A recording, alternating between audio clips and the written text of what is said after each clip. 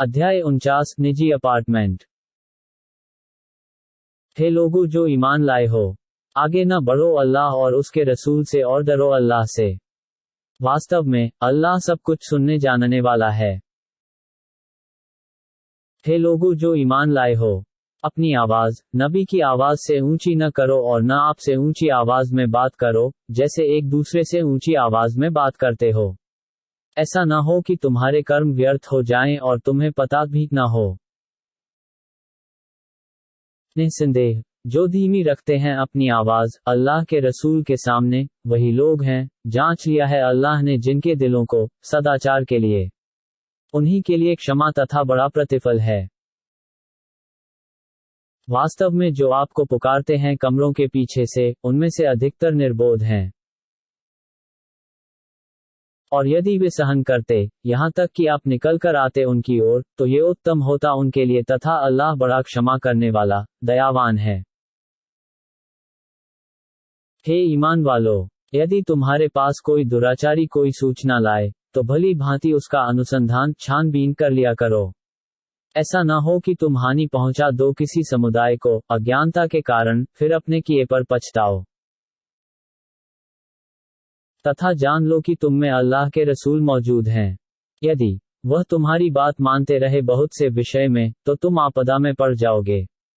परंतु अल्लाह ने प्रिय बना दिया है तुम्हारे लिए ईमान को तथा सुशोभित कर दिया है उसे तुम्हारे दिलों में, और अप्रिय बना दिया है तुम्हारे लिए कुफ्र तथा उल्लंघन और अवज्ञा को, और यही लोग समार्ग पर हैं।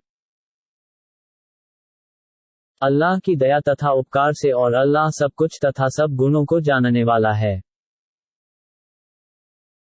और यदि ईमान वालों के दो गिरोह लड़ पड़ें, तो संधि करा दो उनके बीच। फिर दोनों में से एक दूसरे पर अत्याचार करे, तो उससे लड़ो जो अत्याचार कर रहा है, यहाँ तक कि फिर जाए अल्लाह के आदेश की ओर। फिर यदि वह फिर आए, तो उनके बीच संधि करा दो न्याय के साथ, तथा न्याय करो। वास्तव में अल्लाह प्रेम करता है न्याय करने वालों से। वास्तव में सब ईमान वाले भाई भाई हैं। अतः संधि मेल करा दो अपने दो भाइयों के बीच, तथा अल्लाह से डरो, ताकि तुम पर दया की जाए। हे लोगों जो ईमान लाए हो, हंसी न उड़ाए कोई जाति किसी अन्य जाति की। हो सकता है कि वह उनसे अच्छी हो, और न नारी अन्य नारियों की। हो सकता है कि वो उनसे अच्छी हो, तथा आक्षेप न लगाओ एक दूसरे को, और न किसी को बुरी उपाधि दो। बुरा नाम है अपशब्द ईमान के पश्चात, और जो क्षमा न मांगे, तो वही लोग अत्याचारी हैं। हे लोगों जो ईमान लाए हो, बचो अधिकांश गुमानों से। वास्तव में कुछ गुमान पाप हैं, और किसी का भेद न लो, और न एक दूसरे की गीबत करो। क्या चाहेगा तुम में से कोई अपने मरे भाई का मांस खाना? अतः तुम्हें इससे घृणा होगी, तथा अल्लाह से डरते रहो। वास्तव में अल्लाह अति दयावान क्षमावान है।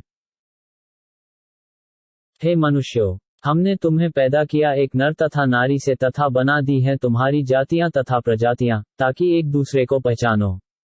वास्तव में तुम में अल्लाह के समीप सबसे अधिक आदरणीय वही है, जो तुम में अल्लाह से सबसे अधिक डरता हो।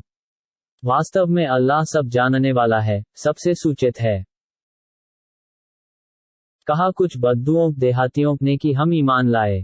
आप कह दे कि तुम ईमान नहीं लाए, परंतु कहो कि हम इस्लाम लाए, और ईमान अभी तक तुम्हारे दिलों में प्रवेश नहीं किया है। तथा यदि तुम आज्ञा का पालन करते रहे अल्लाह तथा उसके रसूल की, तो नहीं कम करेगा वह अल्लाह तुम्हारे कर्मों में से कुछ।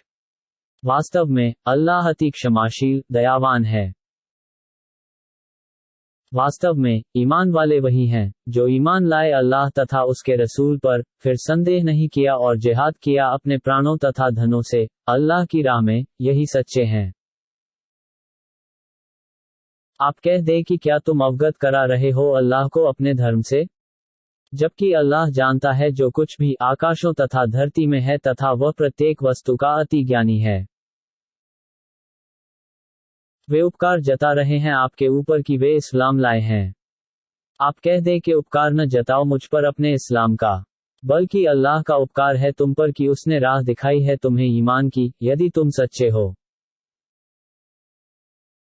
निस्संदेह अल्लाह ही जानता है आकाशों तथा धरती के गैब छुपी बात को, तथा अल्लाह देख रहा है जो कुछ तुम कर रहे हो।